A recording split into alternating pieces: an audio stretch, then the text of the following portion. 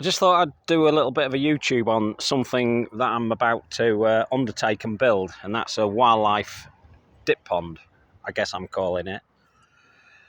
And what I'm going to do is I'm going to try and record some of the progress as I go along, and I'm going to keep putting it up to YouTube just to give people ideas of where I'm coming from. Now, this original idea that I got was from a friend of mine out at Caister, and she's got this lovely wildlife pond that I had a lot to do with when we built it, and we kind of shaped it, and I was there when they did it, dug it out. Now, they did it with a little mini digger, but I can't really get a mini digger into this garden, or not easily, and I didn't want to do that. I wanted to produce it myself. I want to dig it myself and do the hard graft. Now, what I want to do is I want to go through the phases of how I'm going to do it. So this is the area that I've chosen at the moment where it's going to go, and this was, or has been, several different borders. It fronts the shack there. It's got some good plants in, and the best plant that it's had all year is this one here called Rheum palmatum. Still not sure if it's Purpureum or Atrasanguineum. This is the second flourish because the first batch of leaves died off once we got all that hot weather, and it's bounced back with a vengeance since that. But I wanted to keep this in because this is going to be part of the look. Now, I'm not going to build a pond as such. What I'm doing is I'm actually going to dig out a shallow trough, really. Not a trough, but a bigger sort of section. And it's going to be all the way around here. It's going to come into this grass, and it's going to come all the way back. I've already planted some bits and bobs in here, like this giant miscanthus, which will be about, well, I say giant. It is miscanthus cabaret, and it's going to make a lovely sort of side drop to it. And then the gunner there will look part of it as well. Now, originally, that flat area that you can see there had a cow drinker, and I'm always reusing things up at Grassy Bottom, and this is what I've done to it. It's going to go in here, because this section is about to have a kind of a makeover. It's always been in the plans to sort this area out once summer ended, and flatten it out, and put this section in here, and it's going to have bricks and all sorts of things going on, so it's going to be more like a sort of a footpath, really, with that as the border. The cow drinker will be dropped down, and then we shall plant that up, but that's for another YouTube. So that came from that section over there. So this Corylus avellana, if you look back on my YouTubes, you will also see how I created that. Now this is coming perfect, and they always say don't really put a tree or a pond next to a tree, or a tree next to a pond, whichever you do first. And that, strictly speaking, is correct, but I'm not putting in a big pond. I'm putting in a shallow pond that'll have bigger dips in certain areas, and it will have gravel throughout it. So you'll not really see depths of water. What you will see is depths of gravel and boulders and cobbles, and that's what it's all going to be. And it's the reason I want to do it is because I've now managed to encourage hedgehogs into the garden, and I know they're here because I've seen them running about at night.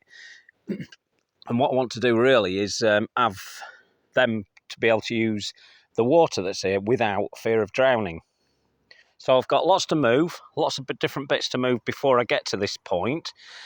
The little hedge here is going to stay exactly where it is. That's going nowhere. And I will use this as a kind of a stop point, really. And at this end, where the soil is at the moment, I've got an Arundo Donax, and a very big Arundo Donax that I'm going to put into here, but at the moment they're only little cuttings I've taken off it this year, and they're away, but they won't be too long before they'll become big plants. So they should suit it absolutely perfectly. It'll all be in keeping.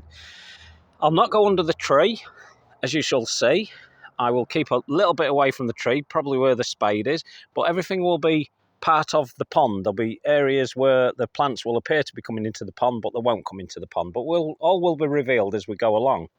Now, the border there, it pretty much is okay as it is. It really needs some sort of a divider. So this cow drinker was creating a lovely area at first, but it was part of another border. Last year, or the first year we moved in at Grassy Bottom. And don't forget, we've only been here coming up to 2 years now. So all these borders that you see, I've created, and things morph, don't they? It's like a chameleon, this garden. It's forever changing its colours. And that's what I like to do. I like to change it, to keep it interesting.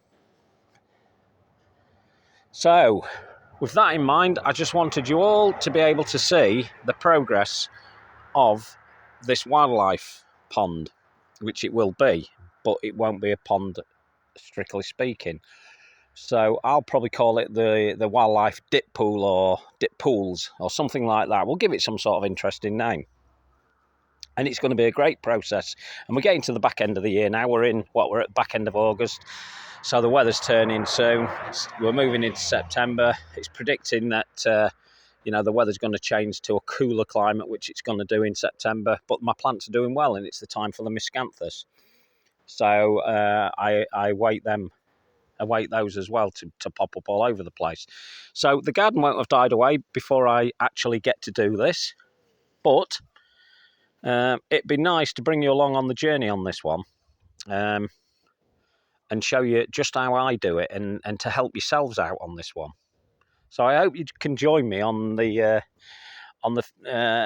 next few weeks or months, shall we say, because that's what it'll be. It'll be a few months, and hopefully you'll be able to see my progress, and any pitfalls I make, we'll bring it up. Any mistakes I make, I'll be out there and tell you that I've made a cock up or whatever, and how to avoid them. Now, I've made plenty of ponds in the past.